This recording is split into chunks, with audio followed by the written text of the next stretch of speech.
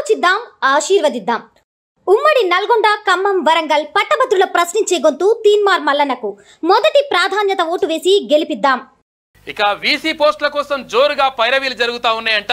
ఇది తెలంగాణలో ఉన్నటువంటి ఏవైతే విశ్వవిద్యాలయాలు ఉన్నాయో, ఈ రాష్ట్ర ప్రభుత్వం అంటే రాష్ట్ర విశ్వవిద్యాలయాలు ఉన్నాయో ఆ విశ్వవిద్యాలయాలకు సంబంధించి వైస్ ఛాన్సలర్లు, ఉపకులపతులను నియమించేటువంటి పరిస్థితులు ఉన్నాయి. ఎందుకనంటే ఎల్లుండితోటి వాళ్ళ గడువు ముగుస్తూ ఉందంట, పాత వాళ్ళ గడువు ముగుస్తూ ఉంది.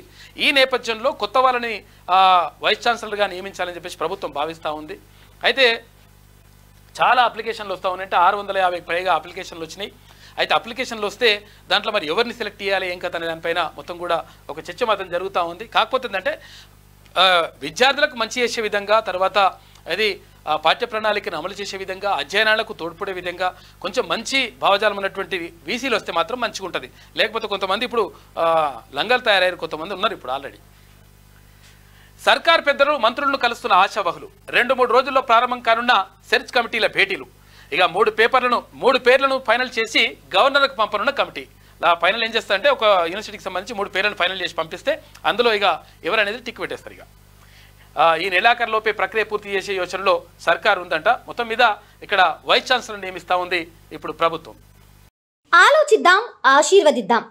ఉమ్మడి నల్గొండ, ఖమ్మం, వరంగల్ పట్టభద్రుల ప్రశ్నించే గొంతు తీన్మార్ మల్లన్నకు మొదటి ప్రాధాన్యత ఓటు వేసి గెలిపిద్దాం.